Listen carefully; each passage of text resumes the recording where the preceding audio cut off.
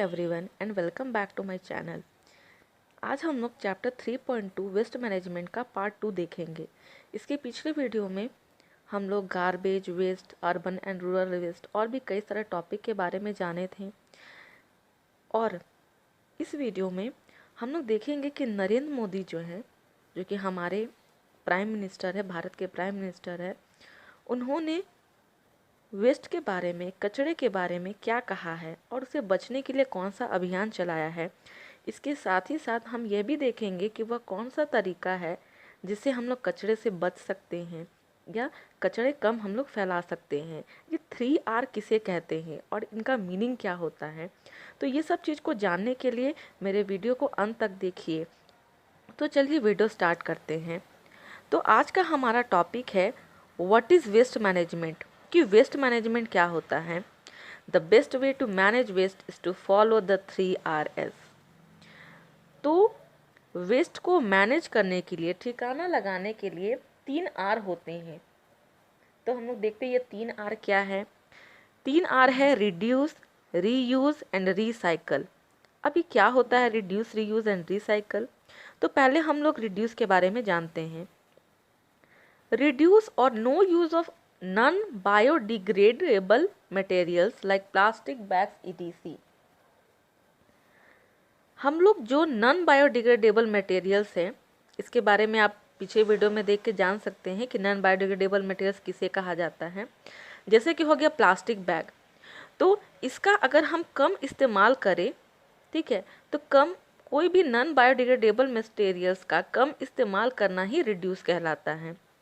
और तो अगर हम नॉन बायोडिग्रेडेबल मटेरियल्स का इस्तेमाल नहीं करेंगे तो फिर हमें वैसी चीज़ की कोई ज़रूरत पड़े तो हम उसकी जगह क्या कर सकते हैं।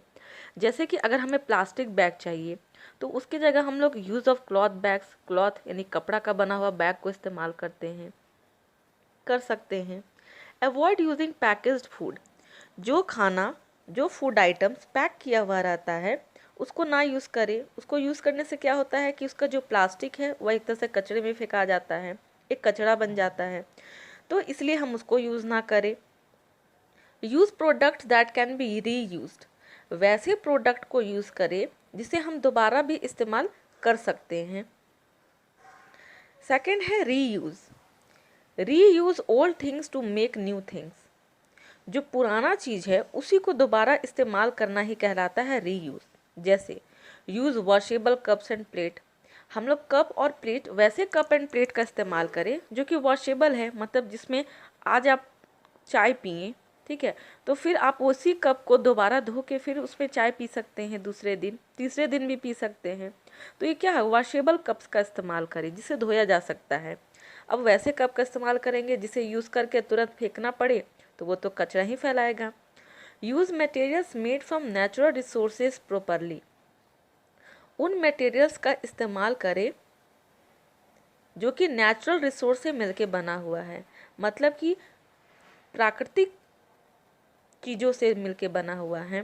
प्रकृति में जो भी चीज़ है, जैसे कि मिट्टी है, ठीक है, तो ये सब चीज़ों से मिलके जो बना हुआ है, पत्थर है, तो इससे मिलके जो बना हुआ वैसे चीज़ों का इस्तेमाल करें। नेक्स्ट है recycle. Recycle means using waste materials to make new things. Recycle का मतलब होता है कि जो वेस्ट मटेरियल है उनसे नए चीज़ को बनाना। जैसे कि ग्लास हो गया, पेपर, एल्युमिनियम फॉयल और other metals can be recycled. तो ये सब जो भी अभी मैंने थिंग्स का, चीज़ों का नाम लिया, मटेरियल्स का नाम लिया, या कुछ मेटल्स हैं लाइक गोल्ड, सिल्वर, स्टील, तो ये सब को हम लोग दोबारा इस्तेमाल कर सकते हैं। दोबारा इस्तेमाल करने का मतलब है कि उसको गला के या फिर उसी का यूज़ करके हम नया चीज़ को बना सकते हैं। By adopting recycling we are reducing an amount of raw material that will require to make new things. Recycling को करने से हम रॉ मटेरियल का मात्रा जो है वो भी रिड्यूस कर सकते हैं, मतलब कि जिस रॉ मटेरियल से, जिन कच्चे सामानों से कोई भी चीज़ को बनाया जाता है, अगर वह सामान पहले से रहेगा तो बस उसको गला के या उसको किसी भी प्रकार से हम उसको दूसरा चीज़ बना सकते हैं। उसका कोई भी, जैसे कि अगर मेटल्स है तो मेटल्स को गला के फिर से हम मेटल का कुछ और बना सकते हैं। आपने एक अंगूठी लिया, उस अंगूठी को गला के हम लोग कान का भी बना सकते हैं, ईयरिंग बना सकते हैं, नोज पिन बना सकते हैं। तो क्या हुआ, रॉ मटेरियल तो अलग से ज़रूरत नहीं पड़ा, वही रॉ मटेरियल का दोबारा इस्तेमाल कर लिया गया। नेक्स्ट टॉपिक है who help us in the disposal of waste. यहाँ पे हम लोग को नरेंद्र मोदी वाला क्वेश्चन का जवाब मिलेगा। तो देखते हैं क्या है इसमें। वेस्ट को डिस्पोज करने में हमारी मदद कौन करता है? Sweepers and garbage collectors collect waste from our houses and dump in the garbage dumps made by the municipal corporation of the city.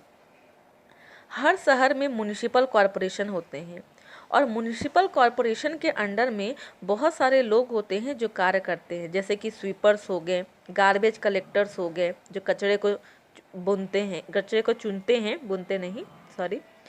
तो ये जो गार्बेज कलेक्टर्स है, स्वीपर्स है, वो क्या करते हैं, घरों से कचरा को जमा करते हैं, कलेक्ट करते हैं और से जाके गार्बेज डंप में जहाँ कचरा कूड़ेदान होता है वहाँ पे जाकर डाल देते हैं। Municipal trucks collect the garbage and dump it far away from the city in landfills.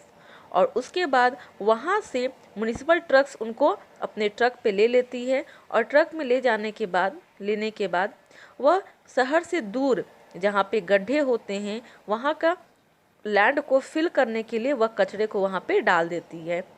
तो इस तरीके से कचरा घर से लेके लैंड फिल यानी कि ज़मीन में वो चला गया, ज़मीन में भरा गया।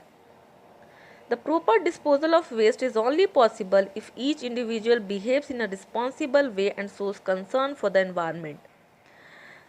अगर कचरे को अच्छी तरीके से डिस्पोज करना है तो ये तभी पॉसिबल हो पाएगा जब हर एक व्यक्ति, हर एक इंडिविजुअल, हर एक व्यक्ति जो है वह इन्वायरमेंट के प्रति कंसर्न हो, वह रिस्पॉन्सिबल हो, जिम्मेदार हो, वह जिम्मेवारी उठाए कि नहीं हम कचरा नहीं फैलाएंगे, तभी ये चीज़ हो सकता है। नहीं तो एक इंसान साफ करते जा रहा है, दूसरा इंसान गंदा फैलाते जा रहा है, तब तो कभी साफ सफाई होगा ही नहीं। Clean surroundings make a safe and healthy environment. अगर हमारा आसपास का वातावरण साफ रहेगा तो हमारे लिए वह सेफ भी रहेगा और इन्वायरमेंट भी क्या होगा, अच्छा रहेगा, तो हम हेल्दी रहेंगे, क्योंकि हेल्दी इन्वायरमेंट में ही हेल्दी लोग भी रहेंगे। Recently the prime minister of India, यहाँ तो रिसेंटली लिखा हुआ है लेकिन ऐसा नहीं है, बहुत टाइम हो गया, अभी तो 2021 चल रहा है, तो बहुत टाइम हो गया। प्राइम मिनिस्टर ऑफ इंडिया जो हैं नरेंद्र मोदी हैज़ लॉन्च स्वच्छ भारत अभियान। उन्होंने स्वच्छ भारत अभियान एक लॉन्च किया था।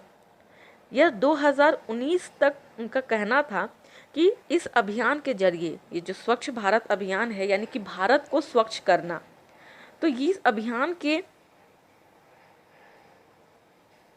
से हम लोग 2019 तक, यानी कि जो कि बीत चुका है, 2 साल पहले की बात है, 2019 तक में जो कि 150th बर्थ एनिवर्सरी होने वाला था महात्मा गांधी का, मतलब महात्मा गांधी का जन्मदिन 150वां जन्मदिन था 2 अक्टूबर 2019। उस समय तक पूरे भारत को स्वच्छ करने का उन्होंने अभियान लेके चला था। He called all the citizens of India to make this program successful। और अभी जस्ट मैंने थोड़ी देर पहले बताया था कि सभी को रिस्पॉन्सिबल होना होगा। एक इंसान अगर चाहे कि हम पूरा साफ कर ले तो पॉसिबल नहीं है, तो इसलिए उन्होंने भारत के हर एक नागरिक, हर एक सिटीजन को से रिक्वेस्ट किया था कि इस प्रोग्राम को, ये जो स्वच्छ भारत अभियान है, इसको सक्सेसफुल बनाने में आप सभी अपना योगदान दें। तो ये पार्ट कंप्लीट हुआ। अब हम लोग इसका प्रश्न उत्तर, इसका क्वेश्चन आंसर देखेंगे। तो देखिए यहाँ पे एक्सरसाइज में ये फिल इन द ब्लैंक्स है, ठीक है, आप इसे देख के लिख सकते हैं। ये मैं धीरे धीरे स्क्रॉल कर रही हूँ। उसके बाद ट्रू और फॉल्स है, फिर टिक द करेक्ट आंसर इसमें करना है, हो गया। उसके बाद आंसर दी फॉलोइंग क्वेश्चन है, इसको हम लोग देखते हैं क्या होगा इसका आंसर। तो ये देखिए इस चैप्टर का क्वेश्चन आंसर है, और इस चैप्टर में जो भी क्वेश्चन आंसर है इससे रिलेटेड या इस पार्ट से रिलेटेड अगर आपको कोई भी डाउट है तो मुझे कमेंट बॉक्स में लिखें, आई होप आपको वीडियो पसंद आया हो। वीडियो पसंद आया हो तो इसे लाइक करें, शेयर करें। साथ ही साथ अगर आप मेरे चैनल पर नए हैं तो इसे सब्सक्राइब करना ना भूलें। और जल्द ही नए चैप्टर के साथ हम लोग मिलेंगे। Thank you.